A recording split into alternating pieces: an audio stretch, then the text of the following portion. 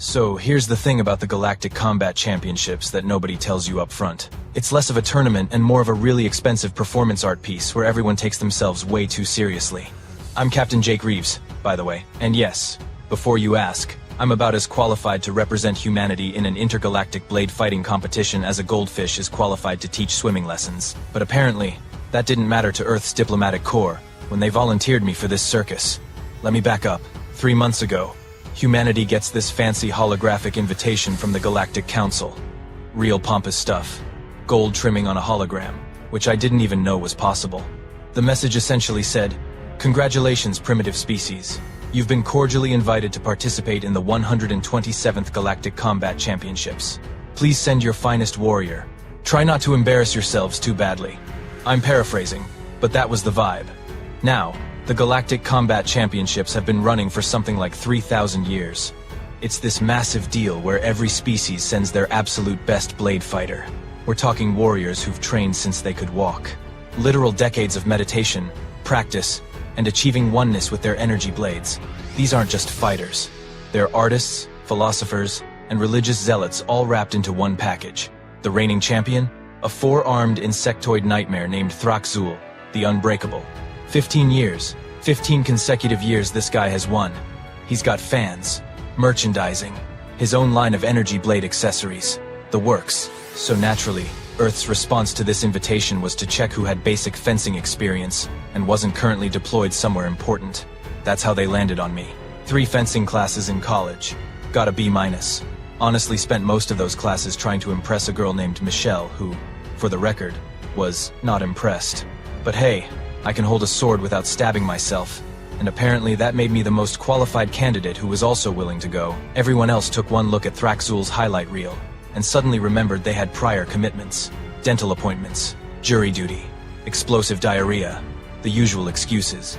The Galactic Council sent a follow-up message asking for our champion's credentials.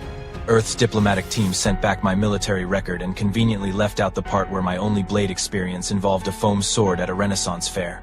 They accepted.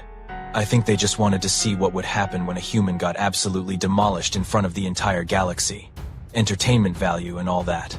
The Council's message even included a helpful note about how humans should observe and learn from superior civilizations. Real classy bunch, these guys.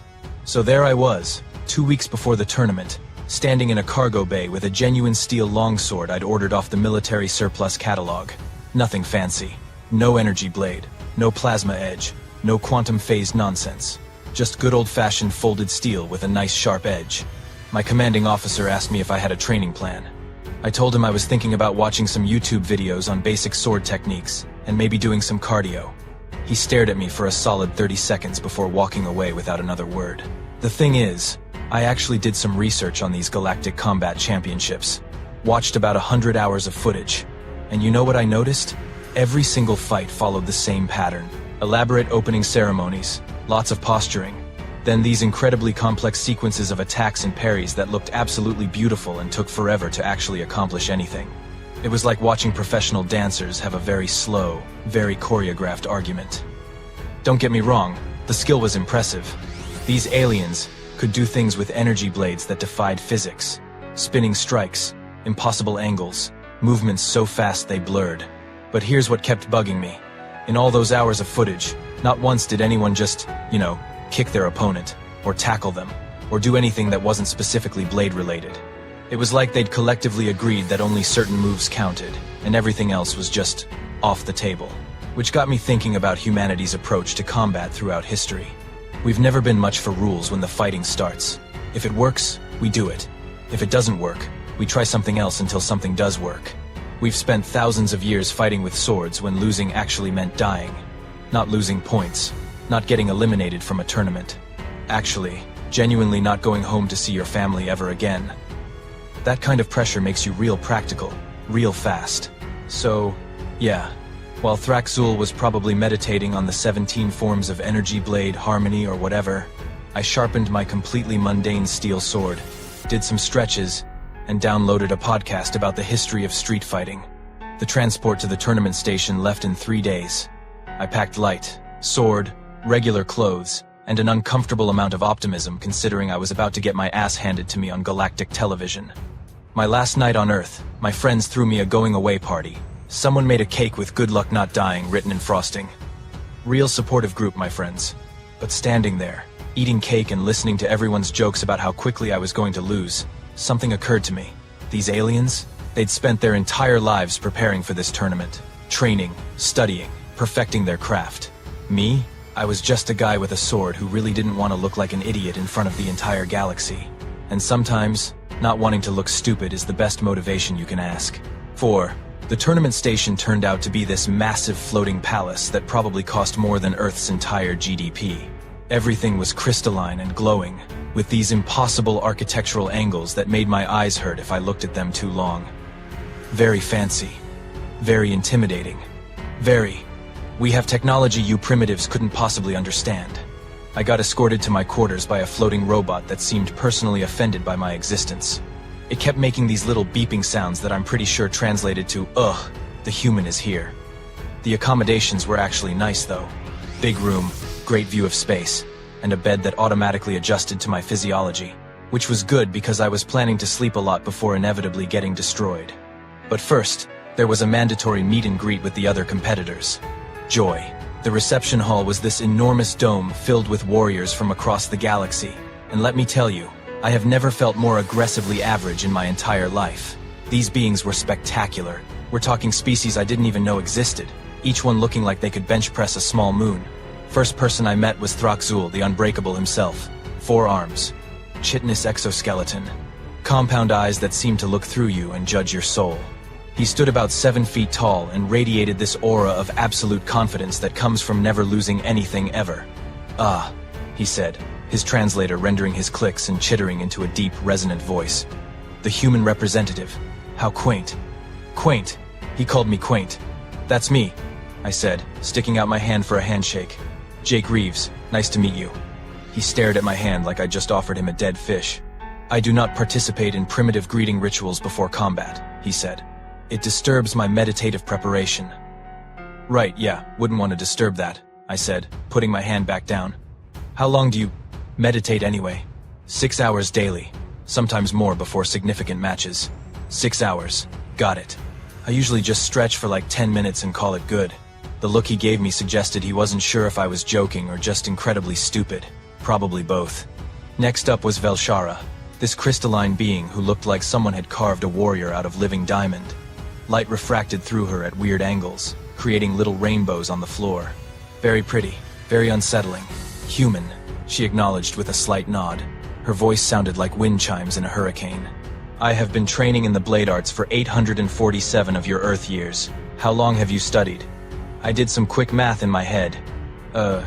If we're counting college fencing classes, about 3 months. But there were only 3 classes, and one of them got cancelled, so really more like 6 weeks. She blinked. At least, I think she blinked. Her whole face kind of shimmered. "You jest, surely." "I really don't." She floated away without another word.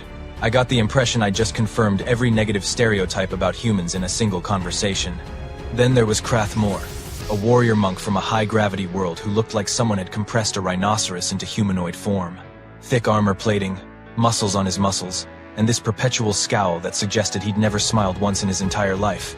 "The human," he growled. "I watched footage of your species' combat training. Pathetic. Weak. You move as though gravity is a suggestion rather than a constant. Well, our gravity is lighter than yours, so technically it kind of is a suggestion in comparison. This is why you will lose," he said, turning away. "No discipline. No respect for the craft." I was starting to sense a theme here. The tournament organizers gave us a tour of the training facilities, and oh boy, were they impressive. Holographic opponents, gravity manipulation fields, energy blade calibration chambers, rooms specifically designed to help you achieve blade consciousness, which apparently was a real thing these aliens took seriously. I watched Throxzul go through his practice routine. It was genuinely beautiful. 4 energy blades, 1 in each hand, moving in perfect synchronization. Patterns within patterns. Strikes that flowed into blocks that flowed into counters. He made it look like a dance, a very deadly, very precise dance. Velshara practiced next. Her technique was different, more fluid, like water taking the shape of whatever container held it. She spent 20 minutes doing the same strike over and over. adjusting it by microscopic degrees each time. Perfection through endless repetition. Krathmore's practice was all power. Massive overhead strikes that could probably cut through a tank. He moved like an avalanche with a sword. Slow by some standards, but with so much force behind each movement that speed didn't matter. Then it was my turn to use the facilities. Everyone stopped to watch. I pulled out my steel sword, did a few practice swings to get a feel for the weight, and ran through some basic forms I half remembered from those fencing classes. Advance, retreat, parry, riposte. Nothing fancy, nothing particularly impressive. After about 10 minutes, I called it good and headed back to my quarters. The silence behind me was deafening. Back in my room, I sharpened my sword with a whetstone I'd brought from Earth, just sitting there, scraping metal on stone, while outside my window I could see Thraxul's training chamber, where he was still going through increasingly complex routines. My computer dinged. An email from Earth. My commanding officer asking if I needed anything. Additional training resources, maybe. Motivational materials. I wrote back, "I'm good. Found some cat videos. Morale is high." He responded with, "I'm not sure if you're the bravest person I know or the dumbest." "Why not both?" I replied. That night, I lay in my automatically adjusting bed, staring at the ceiling, thinking about tomorrow's preliminary exhibitions.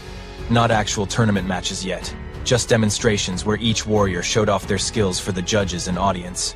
Somewhere in this station, Thraxul was probably meditating on the 17 forms of blade harmony. Velshara was likely achieving oneness with her energy weapon.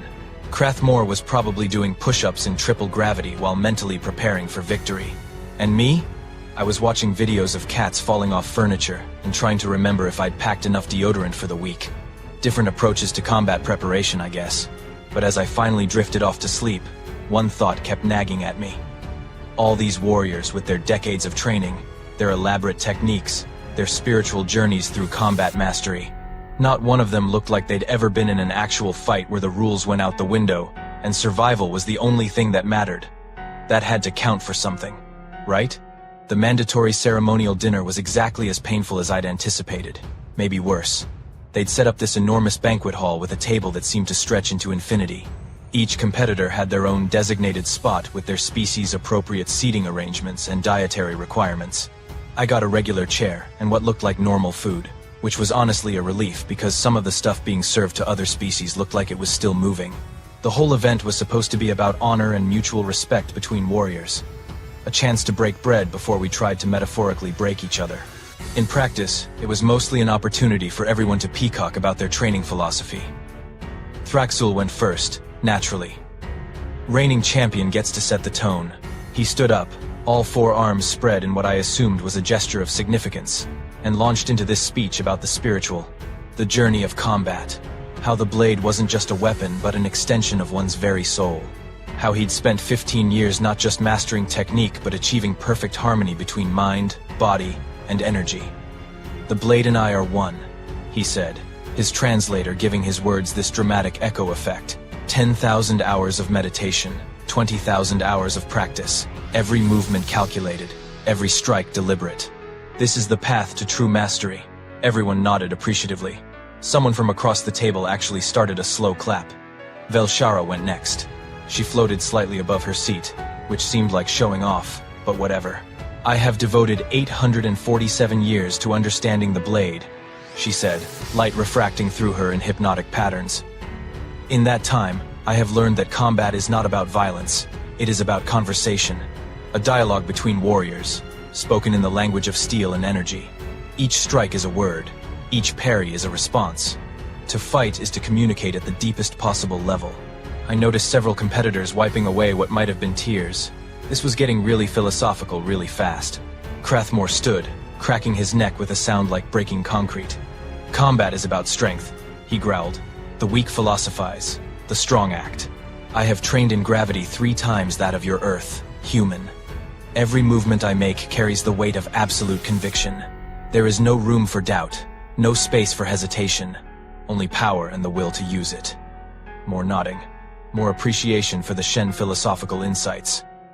Then came a warrior I hadn't met yet, a floating jellyfish-looking alien named Prislax, who spent a good 10 minutes explaining how their species viewed combat as a form of interpretive dance, and how violence was really just aggressive poetry. At this point, I was seriously considering faking a medical emergency. But then, the tournament director, this bird-like alien with way too many feathers, gestured toward me.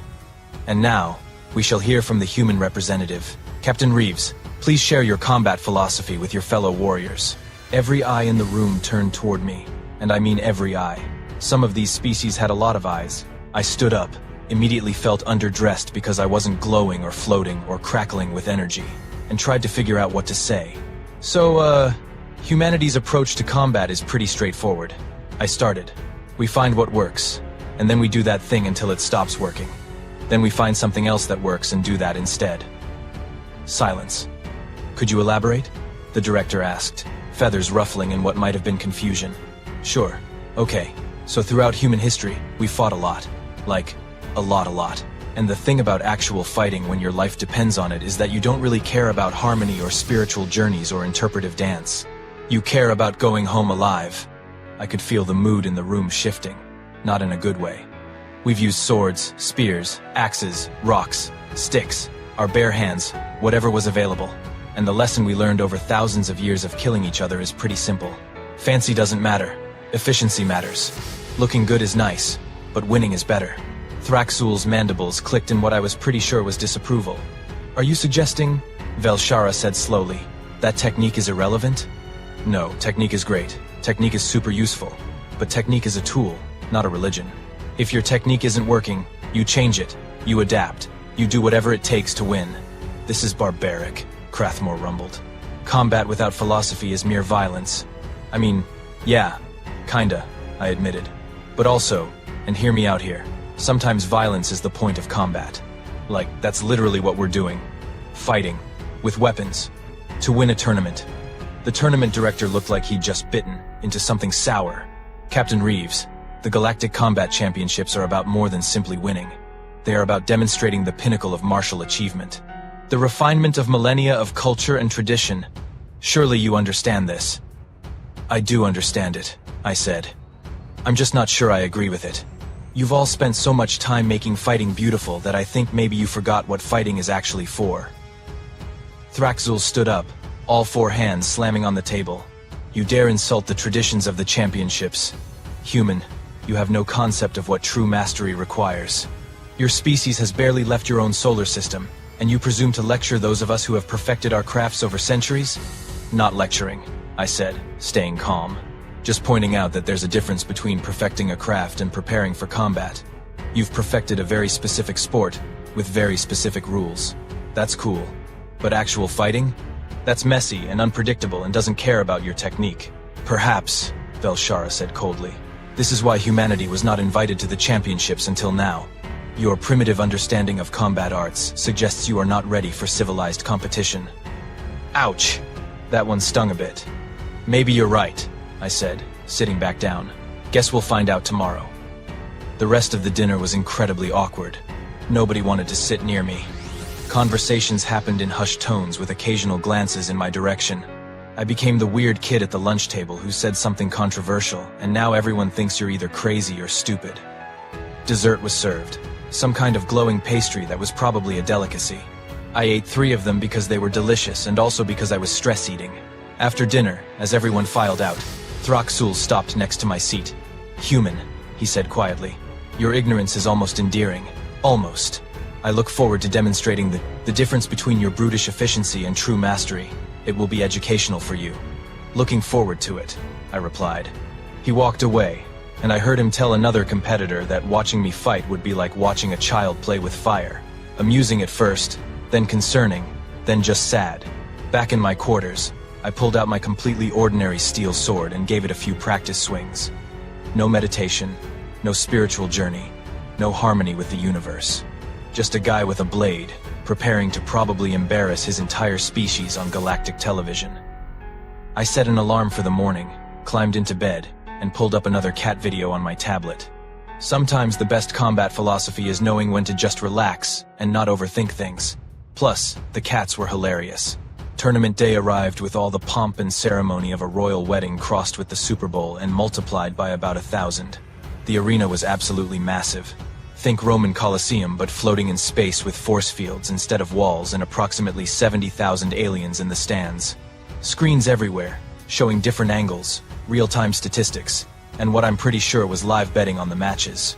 I'd been relegated to the competitors box, which was this fancy seating area where all the warriors sat between matches. Everyone had their own meditation pods or prayer spaces or whatever spiritual preparation zone they needed. I had a regular chair and a bag of what the station's food court assured me was approximately popcorn.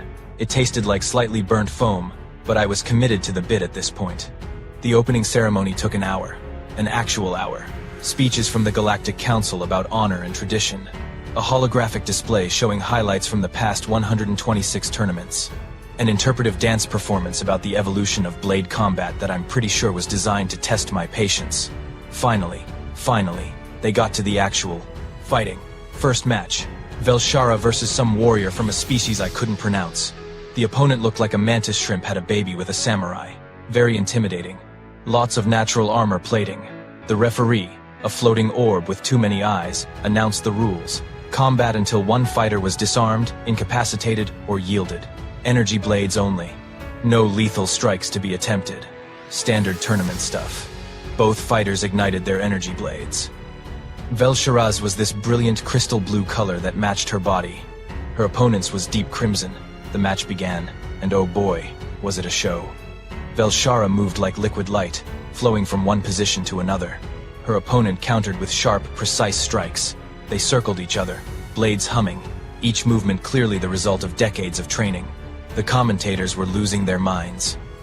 And there's the 17-pointed star of infinite reflection, one of them announced, their translator crackling with excitement. We haven't seen this technique in competition for over 40 years. I watched as Velshara executed what looked like an impossibly complex series of strikes and parries, her blade moving in geometric patterns that probably meant something significant to people who cared about this stuff. Her opponent attempted a counter with something called the Crimson Wave Ascending. This went on for 20 minutes. 20 minutes.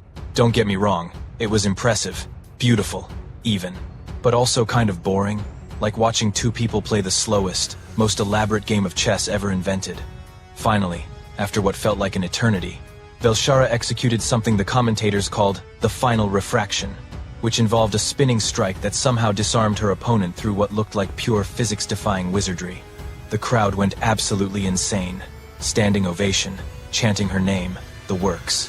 Match time, 23 minutes, 47 seconds. Velshara bowed to all four directions, meditated for a moment in the center of the arena, then gracefully floated back to the competitor's box without so much as breathing hard. She didn't look at me, but I could feel the smugness radiating off her crystalline form. Next match, Krathmore versus a warrior from an aquatic species who'd brought their own water sphere to fight in. This seemed like a significant disadvantage for Krathmore, but apparently the tournament organizers loved making things complicated. The aquatic warrior moved through their water sphere with incredible speed, their energy blade leaving trails of bubbles. Krathmore stayed grounded, patient, waiting for his moment. The commentators discussed the philosophical implications of a land-based power fighter facing an aquatic speed fighter. They used words like dialectic and paradigmatic confrontation. I ate more approximately popcorn. The match was another display of technical mastery. The aquatic warrior's fluid movements against Krathmore's immovable defense. Poetry in motion, according to the commentators. A perfect example of contrasting styles creating combat harmony. Krathmore eventually won by shattering the water sphere with a single devastating overhead strike, then disarming his opponent in the resulting confusion. Match time, 31 minutes, 12 seconds. The crowd loved it. Analysis immediately began about his perfect patience and gravitational superiority. Krathmore returned to the competitor's box, muscles still not showing any signs of fatigue. He sat in his meditation pod and immediately entered what looked like a trance state. 3 more matches followed, each one a masterclass in elaborate technique. A warrior who fought with 6 blades simultaneously. Match time, 27 minutes. A gaseous being who could phase through attacks. Match time, 35 minutes. Someone who fought, blindfolded as a demonstration of their sensory mastery. Match time, 41 minutes. Every single match was treated like high art. The commentators analyzed every movement, every decision, every micro-adjustment. Experts were brought in to discuss the historical context of techniques. Fans in the stands held up holographic signs supporting their favorite warriors. I checked my watch multiple times. This was going to be a long day. Between matches, they showed commercials for energy blade maintenance products, meditation supplements, and a cologne called Warrior's Essence that promised to enhance your combat focus through aromatherapy. The Galaxy had really monetized this whole thing. Finally, after what felt like years but was probably only 4 hours, the referee announced the final preliminary exhibition of the day. And now, the announcer's voice boomed through the arena, the moment many have been waiting for. The debut of humanity's representative in the Galactic Combat Championships. Reigning champion Throxzul the Unbreakable versus Captain Jake Reeves of Earth. The crowd's reaction was mixed. Some polite applause, a lot of curious murmuring. I definitely heard some laughter. On the screens around the arena, they showed my stats. 3 fencing classes. No formal combat training. Primary weapon, basic steel sword. Combat philosophy, find what works. Next to Throxzul's impressive record of achievements, I looked like someone's kid brother who wandered into the wrong tournament. Throxzul stood, all 4 arms stretching in a display of flexibility that seemed designed to intimidate. His energy blades activated one by one, each a different shade of green, humming in perfect harmony. He'd been training for this moment his entire life. I stood up, grabbed my regular steel sword, and headed toward the arena entrance.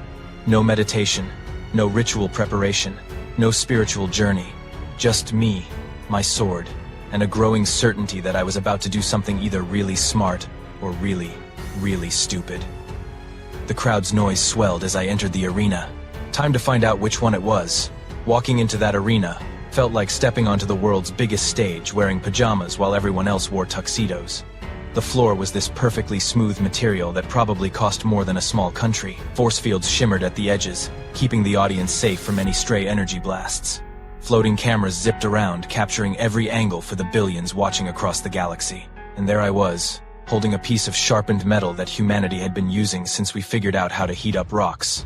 Throxzul entered from the opposite side, and the crowd absolutely erupted. He moved with this fluid confidence that comes from never doubting yourself for a single second.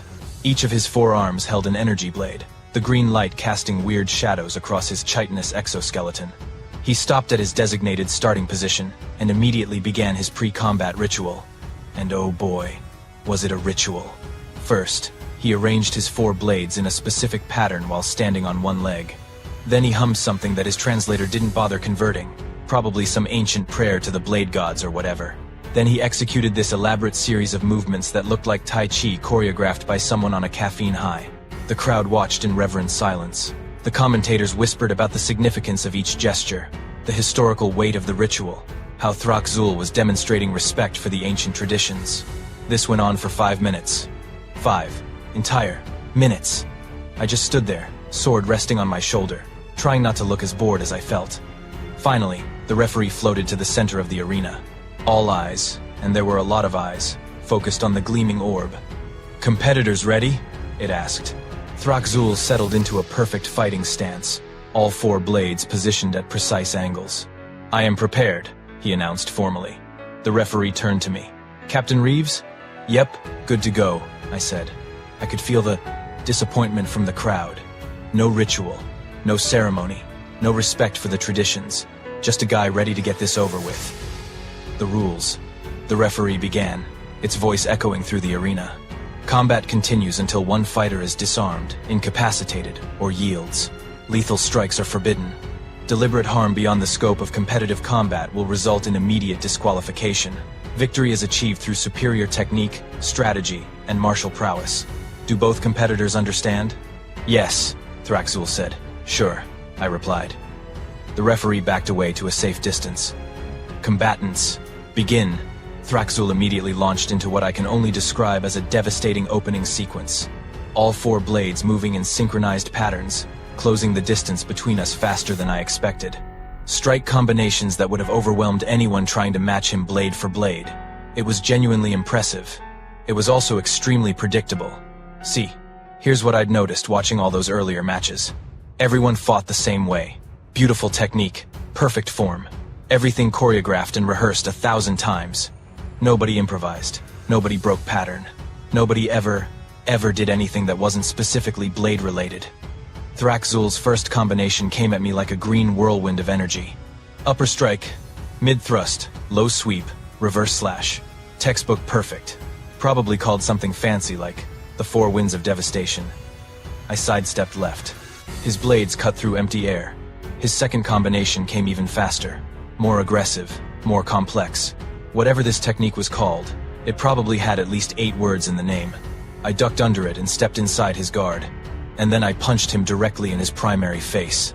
Not with my sword, not with some elaborate combat technique. Just a straight right cross, exactly like my dad taught me when I was 12 years old. The impact wasn't devastating or anything. I'm not a super soldier. But Thraxul clearly hadn't expected it because he staggered backward, mandibles clicking in confusion. The arena went dead silent. On the screens, I could see the commentators frozen mid-sentence, trying to process what just happened.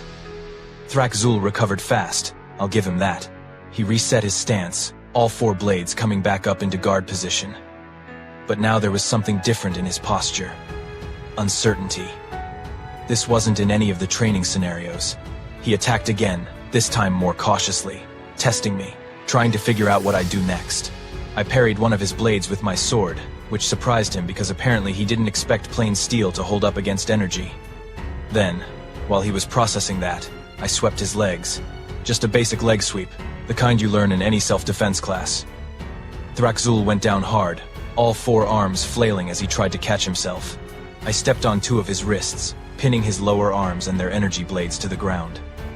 My sword point came to rest about an inch from his throat. Total elapsed time from begin to pin, 11 seconds.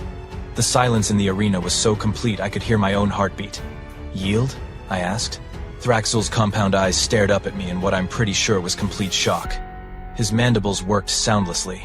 Around us, 70,000 aliens sat frozen in disbelief. You struck me with your appendage, he finally managed. Yeah, that's called punching. Pretty standard human thing. But the blade combat, the techniques, are really pretty and super impressive, I said. But you guys spend so much time making fighting look beautiful that you forgot it's supposed to be effective. The referee floated closer, its many eyes blinking rapidly like it was trying to reboot. Does the champion yield? It asked uncertainly. Thraxul's blades deactivated. I yield. I stepped back, offering him a hand up. He stared at it for a moment before accepting, using one of his upper arms to pull himself to his feet. The arena exploded into chaos. Not cheering, not exactly, more like confused shouting, aliens arguing with each other. The commentators talking over each other, trying to explain what had just happened. Some species were booing, others were laughing. A few looked genuinely angry. On the big screens, they were replaying the match in slow motion. 11 seconds, 1 punch, 1 leg sweep, 1 very confused galaxy. The tournament director flew into the arena on some kind of anti-gravity platform, feathers ruffled to maximum agitation. I need to consult the rules, he sputtered. The use of non-blade strikes during blade combat. This has never. We need to review. The rules said combat until someone's disarmed or incapacitated, I pointed out. They didn't say I could only use my blade. You never specified blade-only strikes. You could see the exact moment he realized I was right. His feathers deflated slightly. Thraxul stood nearby, still looking shell-shocked. I trained for 15 years, he said quietly. 15 years perfecting my technique. And you defeated me with primitive brawling? Not primitive, I corrected. Practical. There's a difference. Is there? Velshara's voice came from the competitor's box, sharp and cold. You won through brutish ignorance, not skill. I won because you all confused performance with combat. I shot back. Every single match today took 30 minutes of dancing around with energy blades. Beautiful? Sure. Efficient? Not really. You've turned actual fighting into theater. Krathmore stood up in the box, his voice booming across the arena. The human disrespects our traditions. I respect your traditions fine, I called back. I just don't confuse tradition with effectiveness. Humanity spent thousands of years fighting with swords when it actually mattered. When losing meant dying, not losing points in a tournament. We learned real fast that looking good doesn't matter if you're dead. The crowd's noise intensified. Some aliens were nodding, others looked offended. A few were taking notes. The tournament director consulted with several officials, their hushed conversation lasting several minutes while I stood there awkwardly, still holding my very ordinary steel sword. Finally, he turned back to the arena. After reviewing the rules, he announced reluctantly, The match is declared in favor of Captain Jake Reeves of Earth. While unorthodox, his tactics did not technically violate tournament regulations. The word technically was doing a lot of heavy lifting in that sentence. However, he continued, the Galactic Council will be reviewing combat regulations for future tournaments to ensure appropriate standards of technique are maintained. Translation: they were going to change the rules specifically because of me. I'd simultaneously won my match and gotten humanity unofficially banned from ever doing it again. Honestly, worth it. The next 3 hours were a bureaucratic nightmare. The Galactic Council convened an emergency session to discuss whether my win should count. Apparently, punching during a sword fight had never occurred to anyone as a possible strategy, which said more about them than it did about me. I sat in a waiting room eating more approximately popcorn while lawyers argued in 17 different languages about the philosophical definition of blade combat. Thraxzul found me there. Human, he said, all 4 arms crossed. I have spent the last hour meditating on our match. And you were correct. I was not prepared for actual combat. Only for the tournament's version of combat. He paused. This is humbling. Hey, your technique is still incredible, I offered. You'd probably destroy me in a straight blade versus blade fight. I just didn't give you one. That, he said slowly, was perhaps the point. Eventually, the council returned with their verdict. My win would stand because they couldn't find any rule I'd actually broken. But starting next year, the tournament would have new regulations specifically prohibiting non-blade physical strikes and techniques inconsistent with the spirit of martial artistry. They were workshopping the exact wording, but the message was clear. Humanity had won once by fighting dirty, and they weren't going to let it happen again. The tournament director handed me my trophy with all the enthusiasm of someone passing a kidney stone. Congratulations, Captain Reeves. You are technically the victor of this preliminary round. Thanks, I said, taking the trophy. It was surprisingly heavy and looked like someone had melted down a chandelier. So do I advance to the next round, or? The council has decided that given the controversy surrounding your victory, it would be best if humanity withdrew from further competition this year, to allow time for rule clarification. So I'm kicked out. You are invited to voluntarily withdraw. That's just getting kicked out with extra words. He didn't disagree. News of the match spread across the galaxy faster than light speed, which I'm pretty sure violated physics, but whatever. Humanity's representative had defeated the 15-year reigning champion in 11 seconds, using techniques that could charitably be described as street fighting. The reactions were mixed. Some species thought it was hilarious. Others called it an insult to martial traditions. A few contacted Earth's diplomatic corps, asking if we offered combat training because apparently practical efficiency was suddenly interesting. My favorite response came from a military academy on some outer rim planet that changed their motto to "Find what works," and started teaching students to question their training assumptions. Thraxzul announced his retirement from competition. He said he needed time to reconceptualize his understanding of combat, and maybe learn some human fighting techniques. Last I heard, he was taking boxing lessons on Earth. Velshara refused to speak to me. Krathmore grudgingly admitted that power without adaptability was perhaps incomplete.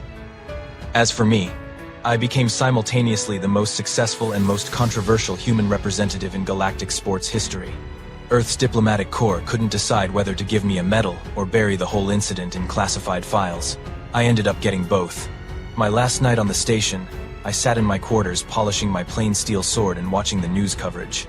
Commentators were still arguing about whether I demonstrated innovative thinking or just barbaric ignorance.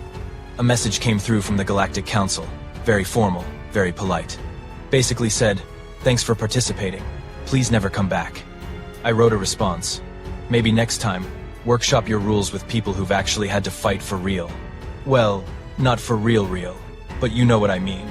I hit send before I could overthink it. The transport back to Earth left the next morning. I grabbed my trophy, packed my bag, and headed for the docking bay. At the departure gate, I ran into Thraxzul one last time. "Human Jake," he said, "I wanted to thank you. For beating you in 11 seconds? For reminding me why we fight in the first place. Not for beauty, not for tradition, but to win." He extended one of his 4 hands. "Perhaps humanity is not as primitive as we believed." I shook his hand. "And maybe the galaxy isn't as advanced as it thinks."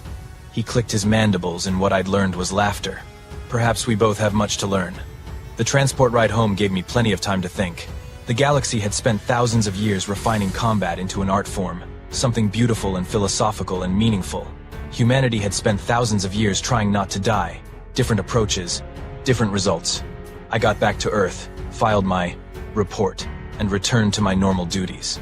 My commanding officer asked if I'd learned anything from the experience. Yeah, I said. Sometimes the best strategy is the one nobody expects because everyone forgot it was an option. He thought about that for a moment. Is that wisdom or just dumb luck? Why not both?